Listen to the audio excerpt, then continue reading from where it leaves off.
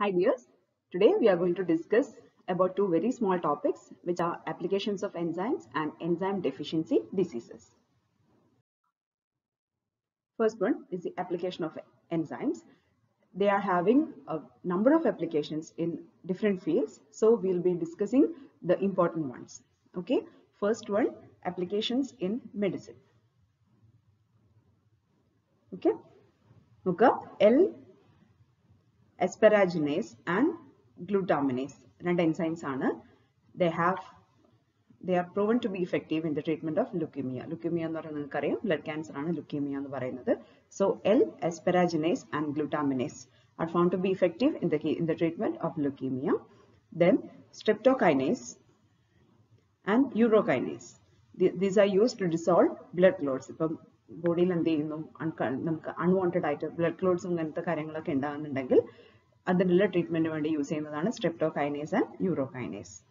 Then collagenase is used in the treatment of skin ulcers. Collagenase is an enzyme which is used in the treatment of skin ulcers. Then uricase. Uricase is used in the treatment of gout. Gout എന്ന് പറഞ്ഞത് one type of arthritis ആണ്. Arthritis എന്ന വാദം നമ്മൾ പറയില്ലേ. അപ്പോൾ ഈ ഒരു arthritis ഉണ്ടാവുന്നത് യൂറിക് ആസിഡിന്റെ മെറ്റാബോളിസം കറക്റ്റ് ആവാതിരിക്കുക. അപ്പോൾ യൂറിക് ആസിഡ് നമ്മുടെ ജോയിന്റ്സിൽ ഡെപ്പോസിറ്റ് ആവും. കൈയുടെ കാലിന്റെ ഒക്കെ ജോയിന്റ്സിൽ ഡെപ്പോസിറ്റ് ആവും. So unbearable pain and inflammation ഉണ്ടാവും. സ്വെല്ലിങ്ങും പെയിനും ഒക്കെയാണ് ഇതിന്റെ സിംറ്റംസ് എന്ന് പറയുന്നത്.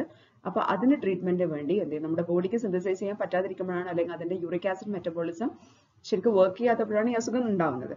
സോ ഇതിന് ട്രീറ്റ്മെന്റിന് വേണ്ടി artificially യൂറിക്കേസ് is being administered. Okay, പിന്നെ അടുത്തത് ട്രിപ്സിൻ ഇസ് ആൻ എൻസൈം. നമ്മുടെ പാൻക്രിയാറ്റിക് ജ്യൂസിലുള്ള ഗ്യാസ്ട്രോ ഇതിൽ നമ്മുടെ സ്റ്റൊമക്കിലുള്ള ഒരു എൻസൈം ആണ് ഇത് ട്രിപ്സിൻ എന്ന് പറയുന്നത്. Okay, that is used to treat gastrointestinal disorders. Stomach ഉണ്ടാവുന്ന ഡിസോർഡേഴ്സിനെ ട്രീറ്റ് ചെയ്യാൻ വേണ്ടി യൂസ് ചെയ്യുന്നു. Inflammation in veins, infected wounds and burns etcetera. അപ്പോൾ ഇതിനൊക്കെ ട്രീറ്റ്മെന്റ് ട്രിപ്സിൻ എന്ന് പറഞ്ഞ എൻസൈം ഇസ് യൂസ്ഡ്. പിന്നെ ഡെക്സ്ട്രനേസ് is used to fight tooth decay. Okay, those were the important medicinal applications. Now let's see some industrial applications also.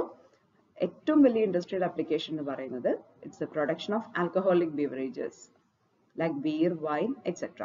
നമുക്കറിയാം ഈ alcohols mainly നമ്മൾ എങ്ങനെയാണ് ഉണ്ടാക്കുന്നത്, കാർബോഹൈഡ്രേറ്റ്സിനെ ഫെർമെന്റിങ് അല്ലെ, fermentation of carbohydrates which produces ethanol, ethyl alcohol from them. Okay, അപ്പൊ അതിന് different raw materials എടുത്താൽ ഡിഫറെന്റ് പേരിൽ നമ്മൾ വിളിക്കും. ഫോർ എക്സാമ്പിൾ റൈസ് എന്നാണെങ്കിൽ നമ്മളതിനെ വോഡ്ക എന്ന് വിളിക്കും. അതേപോലെ മാൾട്ട് ഒക്കെ ആണെങ്കിൽ ബീർ എന്ന് വിളിക്കും. അത് ഡിഫറെന്റ് വെറൈറ്റി ഉണ്ട്. വൈൻ നമുക്കറിയാം, ഗ്രേപ്പ് ജ്യൂസിനെ പൊളിപ്പിച്ചിട്ടാണ് എന്തുണ്ടാക്കുന്നത്, വൈൻ ഉണ്ടാക്കുന്നത്. അപ്പോൾ ഇതിനൊക്കെ ബേസിക് പ്രോസസ് എന്താണ്, ഫെർമെന്റേഷൻ ആണ്. And we require all these enzymes for that, invertase, maltase, zymase etcetera. അപ്പോൾ the whole beverage industry, alcohol industry rely on these enzymes. അതുകൊണ്ട് തന്നെ ഇൻഡസ്ട്രിയിലെ ഏറ്റവും ഇമ്പോർട്ടന്റ് ആയിട്ടുള്ള എൻസൈം ക്ലാസ് ഓഫ് എൻസൈംസ് ആണ് ഇവരൊക്കെ.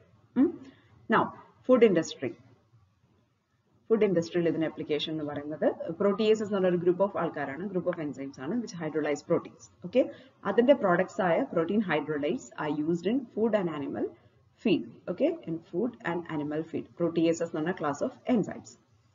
ഓക്കെ, എൻസൈംസ് അല്ല, അവരെ വെച്ചിട്ടുണ്ടാക്കുന്ന hydrolytic products of proteins. Okay, then amylase and glucose isomerase. Amylase ഒക്കെ നിങ്ങൾ കേട്ടിട്ടുണ്ടാവും. That's enzyme present in this one, amylase and amylopectin, saliva അല്ലെ. അപ്പോൾ ഇവരൊക്കെ amylase and glucose isomerase are used in the production of fruit juices and high fructose corn syrup etcetera. Okay, corn സിറപ്പിന് fructose, അപ്പോൾ high fructose corn syrup ഇതൊക്കെ ഉണ്ടാക്കാൻ വേണ്ടിയിട്ട് use ചെയ്യുന്നു. Then lactase is used to make lactose free milk. അത് മറ്റൊരു സെക്ഷനിൽ, next സെക്ഷനിൽ നമുക്ക് പറയാനുണ്ട് ലാക്ടോസ് ഇൻടോളറൻസ് എന്താണെന്നൊക്കെ, അത് അവിടെ നോക്കാം. അപ്പോൾ സംഭവം ഇത്രയേ ഉള്ളൂ. ചില ആൾക്കാർക്ക് എന്തുണ്ടാവില്ല, ലാക്ടോസിനെ ഡൈജസ്റ്റ് ചെയ്യാം. ലാക്ടേസ് എന്ന് പറഞ്ഞ എൻസൈം ആണ്, നമ്മുടെ പാല് കുടിക്കുന്നു, പാല് ഡൈജസ്റ്റ് ചെയ്ത് പോകണമല്ലോ. അപ്പോൾ പാല് ഡൈജസ്റ്റ് ചെയ്ത് പോകണമെങ്കിൽ ലാക്ടേസ് എന്ന് പറഞ്ഞ എൻസൈം ആണ് അതിനെ ആക്ട് ചെയ്യുന്നത്. അപ്പോൾ ചില ആൾക്കാർക്ക് ബൈ ബർത്തിന് എന്തുണ്ടാവില്ല, ലാക്ടേസ് എന്ന് പറഞ്ഞ എൻസൈം ഉണ്ടാവില്ല. അപ്പൊ അങ്ങനത്തെ ആൾക്കാർക്ക് എന്ത് പറ്റില്ല, പാല് കുടിക്കാൻ പറ്റില്ല. അപ്പോൾ അത് ഡൈജഷൻ പ്രോപ്പർ ആയിട്ട് നടക്കില്ല, പാല് കുടിക്കാൻ പറ്റില്ല. ഈവൻ ബ്രസ്റ്റ് മിൽക്ക് പോലെ നമ്മുടെ അമ്മമാരുടെ പാല് പോലും കുടിക്കാൻ പറ്റാത്ത കുട്ടികളുണ്ട്. അപ്പോൾ അവർക്ക് പകരം മറ്റ് സപ്ലിമെന്റ്സ് അതിൽ കുറെ പൗഡർ കലക്കി കൊടുക്കുക, അങ്ങനെയൊക്കെയാണ് ചെയ്യേണ്ടി വരിക.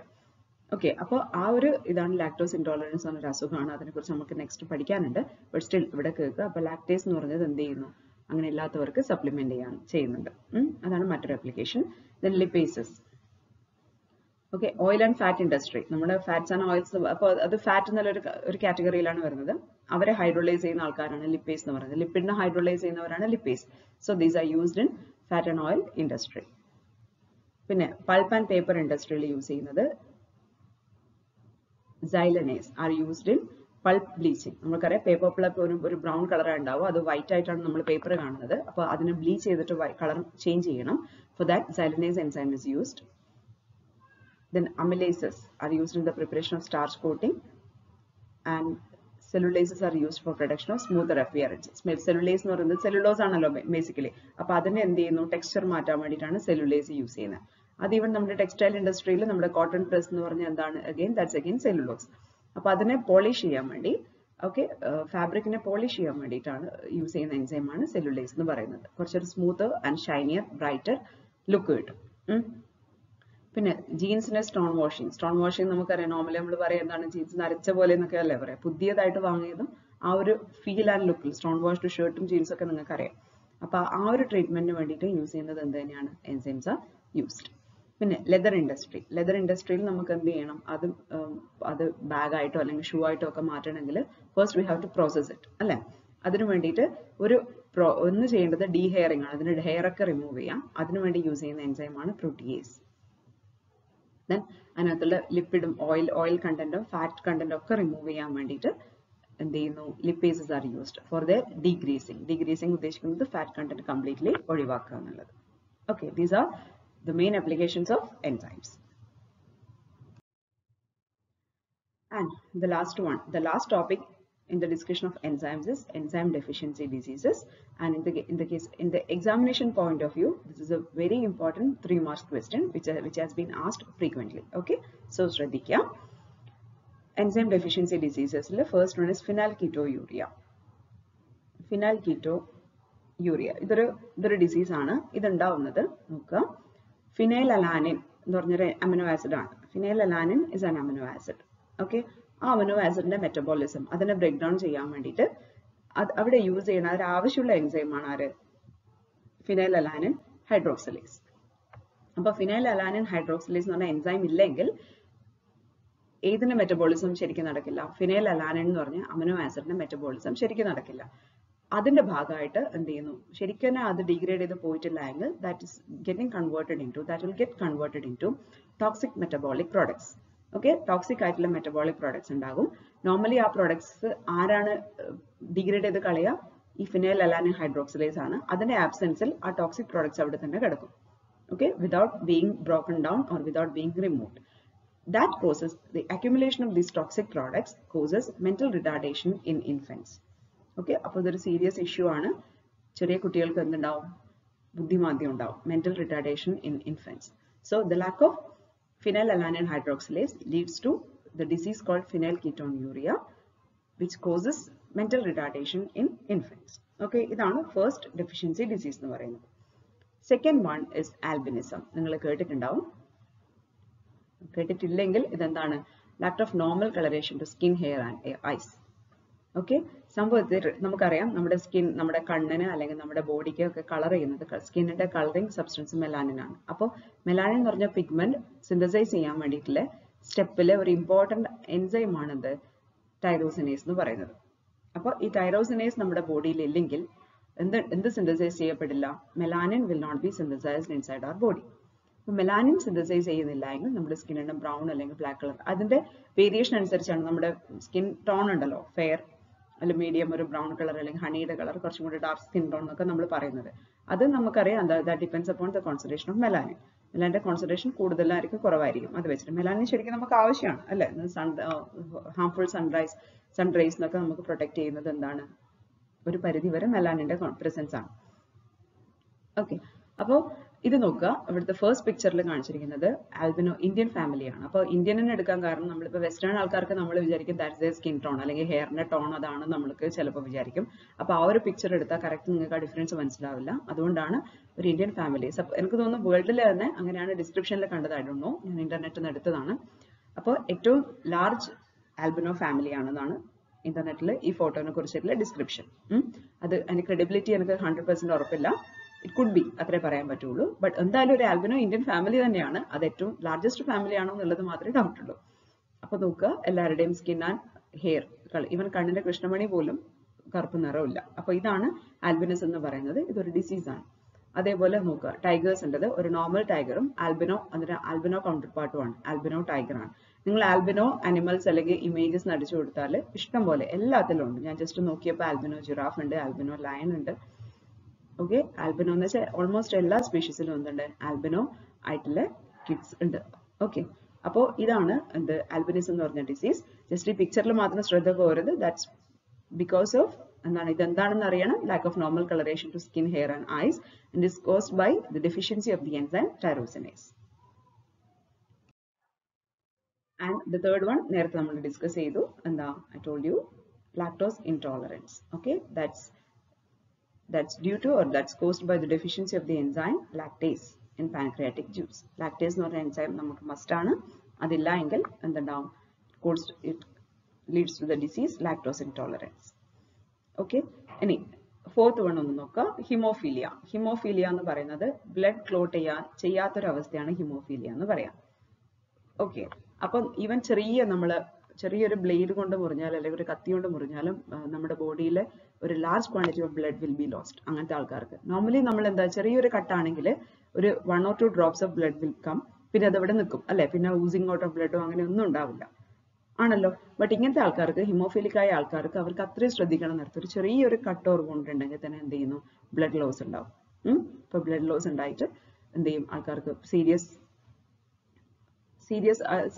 ആവില്ല. എന്ന് വെച്ചാൽ ബ്ലഡ് ലോസ് ഉണ്ടായി കഴിഞ്ഞാൽ എന്തായാലും കണ്ടീഷൻ ക്രിട്ടിക്കൽ ആവും, മോശമാവും. അപ്പൊ ഇങ്ങനത്തെ ഒരു ഡിസീസാണ് ഹിമോഫീലിയ എന്ന് പറയുന്നത്. അതിനകത്തും ആരുടെ ഡെഫിഷ്യൻസി കൊണ്ടാണ് ഉണ്ടാവുന്നത്, എൻസൈം ഫാക്ടർ 10A. ആ എൻസൈമിന്റെ പേരാണ് ഫാക്ടർ 10A. ഇതൊന്ന് കോംപ്ലിക്കേറ്റഡ് ആയിട്ട് തോന്നും, ഞാൻ സിംപ്ലിഫൈഡ് ആയിട്ട് പറഞ്ഞു തരാം. ശരിക്കും നോക്കാം, നമ്മുടെ പണ്ട് നിങ്ങൾ പഠിച്ചിട്ടുണ്ടാവും ചെറിയ ക്ലാസ്സിൽ, ഫൈബ്രിനോജൻ. ആദ്യം ഫൈബ്രിൻ ആണ്, ഒരു വലവല പോലത്തെ ഒരു സബ്സ്റ്റൻസ് ആണ് ഫൈബ്രിൻ എന്ന് പറയുന്നത്. അത് വന്നിട്ട് നമ്മളെ കട്ടോർ ഗുണ്ടുള്ള സ്ഥലത്ത് അതിൻ്റെ ഒരു ലെയർ ആയിട്ട് നിൽക്കുന്നത് കൊണ്ടാണ് ആദ്യം എന്ത് ചെയ്യുന്നത്, ബ്ലഡ് ക്ലോട്ട് ചെയ്യുന്നത്.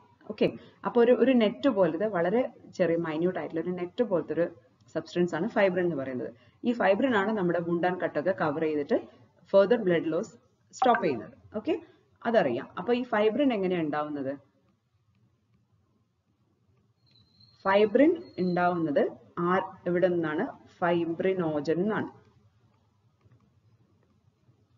ഓക്കെ, ഫൈബ്രിനോജൻ ആയിട്ട് കൺവേർട്ട് ചെയ്യാൻ വേണ്ടിയിട്ട് വേണ്ട സബ്സ്റ്റൻസ് ആണ് ആര്, ത്രോംബിൻ. എൻസൈം ആണതും. ഓക്കെ, ത്രോംബിൻ എന്ന് പറഞ്ഞ എൻസൈം ആണ് ഫൈബ്രിനോജനെ ഫൈബ്രിൻ ആയിട്ട് കൺവേർട്ട് ചെയ്യുന്നത്. മനസ്സിലായല്ലോ. ഇനി ഈ ത്രോംബിൻ എങ്ങനെയാണ് ഉണ്ടാക്കുക, ത്രോംബിൻ ഉണ്ടാവുന്നത് പ്രോത്രോംബിൻ. പ്രോത്രോംബിൻ എന്ന് പറഞ്ഞ സബ്സ്റ്റൻസ് നമ്മുടെ ബ്ലഡിലുള്ള പ്രോത്രോംബിൻ ആണ് എന്തായിട്ട് കൺവേർട്ട് ചെയ്യുന്നത്, ത്രോംബിനായിട്ട് കൺവേർട്ട് ചെയ്യുന്നത്. ഓക്കെ, ഈ പ്രോസസ്സിനെ കാറ്റലൈസ് ചെയ്യുന്ന എൻസൈമാണ് എന്ത്, ഫാക്ടർ 10A. ഓക്കെ, ഇപ്പൊ ഡയറക്റ്റ് അവിടെ പോയി ഫാക്ടർ 10A ആക്ട് ചെയ്യുന്നില്ല.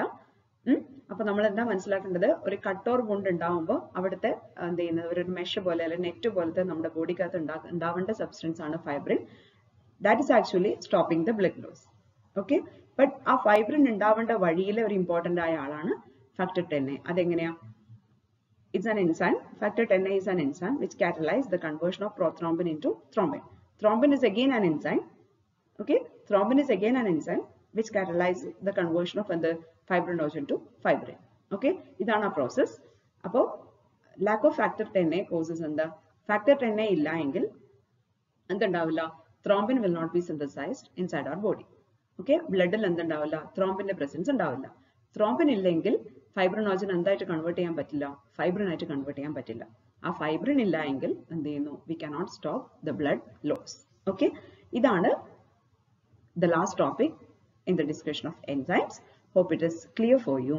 And in the next class we will be proceeding with or we will start with the discussion about vitamins. So this is all for today's class. Thanks for watching.